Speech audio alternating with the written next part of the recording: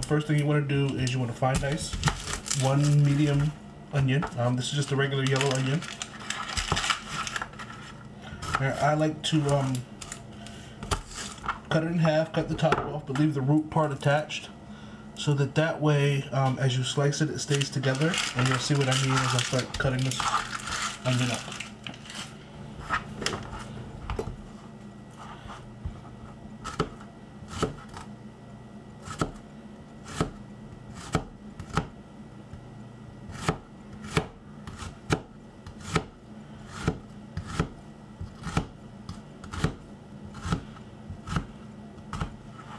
I'm going to put a couple cross hatches in there, because again, you want to remember to get this as small as possible, because you don't want too much big chunks in your meatloaf or in your meatballs, because you're going to make them kind of small.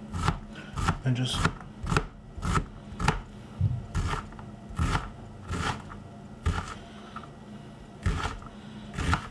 and if you have a food processor, you are more than able to just take this and grate it or grind it through there to get it really small. Or if you have like a cheese grater, you can go ahead and grate the onion. That works just as good. But you want to get it as small as possible, if you can see that. And you want to do that to both sides, both halves of the onion.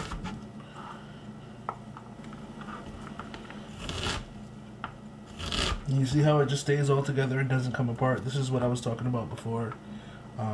It just kind of helps keep it like intact, so that it doesn't like spread all over the place, and you don't like have to try and rumble and grab everything to put it together.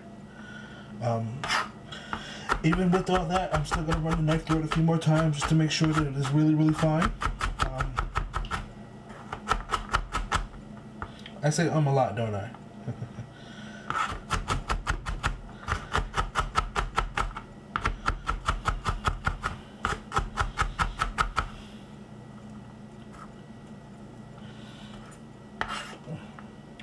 And in a big bowl, I already have my ground beef, my ground pork, and my ground veal.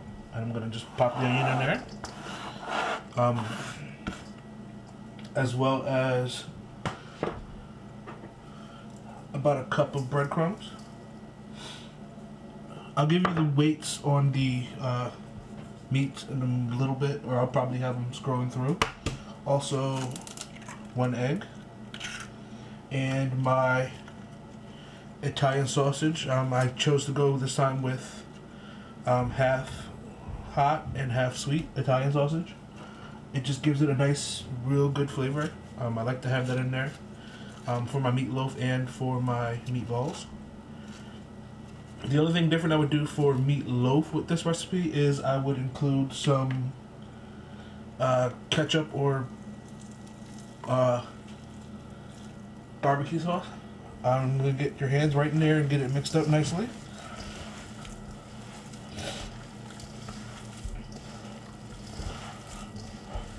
You know, you can't be afraid to get in there and just like mix it up really, real good.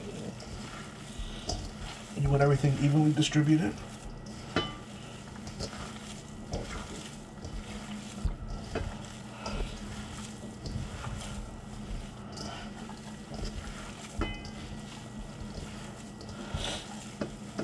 And if you wanted to make this into a meatloaf, you could also just keep the onions a little bit bigger.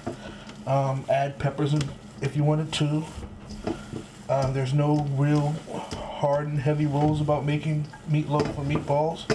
I like the mix of pork, beef, and veal because it gives the meatballs some underlying sweetness, a little bit of body. The egg helps bring everything together. And just makes it nice and they get happy together. We're going to add to this a nice healthy shake of my generic Italian seasoning that has basil, oregano, thyme, some rosemary, and some marjoram in it, as well as a little bit of dried garlic. I'm just going to give it a nice healthy shake for some flavor.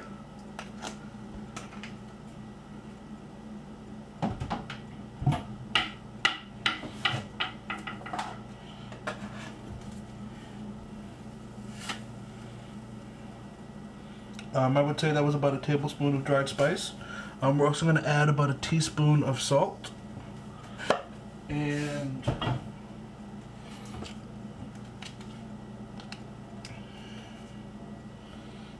about a half teaspoon of pepper.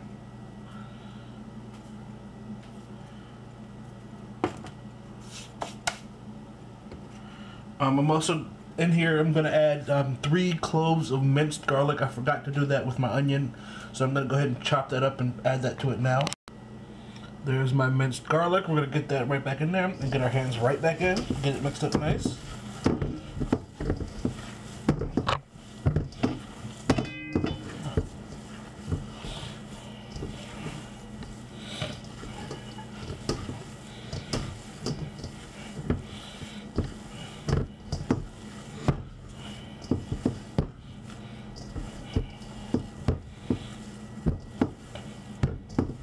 The one thing to also really remember is when you're working with like raw meat like this, wash your hands a lot. There's no such thing as washing them too much. And before you start rolling these out to make your meatballs, you're going to want to just fry up a little piece and check your seasoning and then adjust it from there. So we're going to go ahead and get that started. And so we got our frying pan on the stove. We're going to turn that on.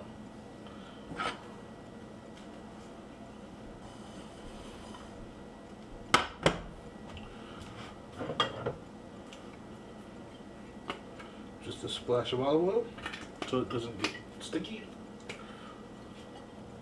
When our pan gets nice and hot, we're just going to put in our little piece of meat.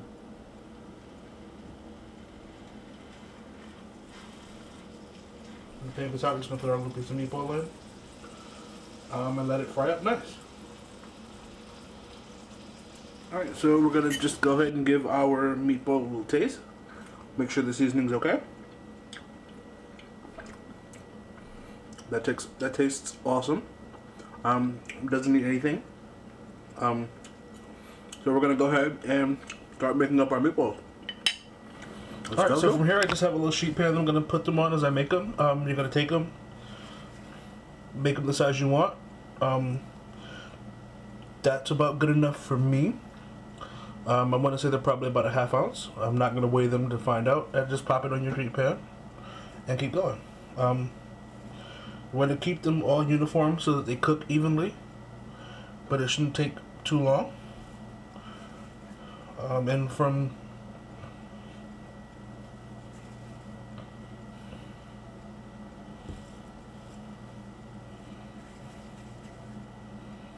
so one's a little big,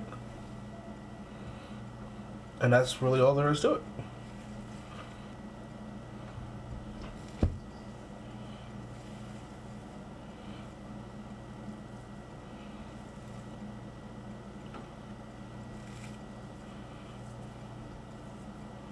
I'm making these fairly small because I want them to cook quickly. If you didn't mind if they cooked a little bit longer, you can make them bigger.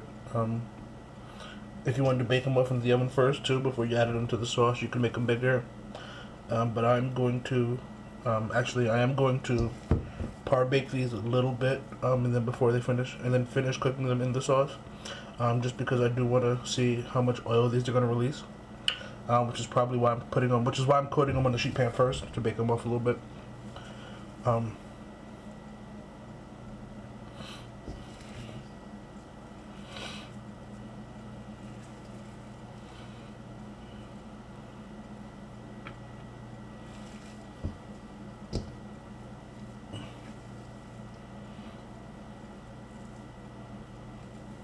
I also forgot to mention that if you wanted to substitute out ground turkey for the pork, you're more than welcome to do that. You may need to add another egg to it, but otherwise it should hold up just as fine.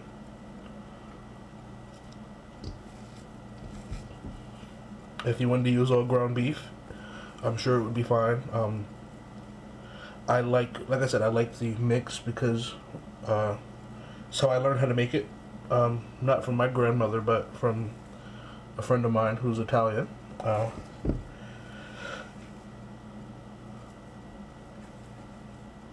If you wanted to use all ground turkey, you probably need a couple more eggs. I like the flavor of the pork though, so I keep it that way.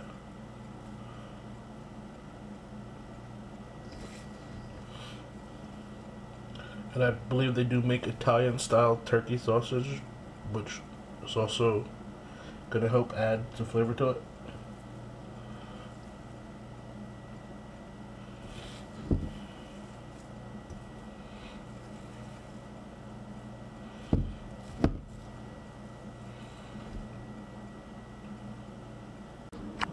So there's the finished product. These are going to go right into the oven for about 10 or 15 minutes and then get dropped into some nice hot bubbling tomato sauce.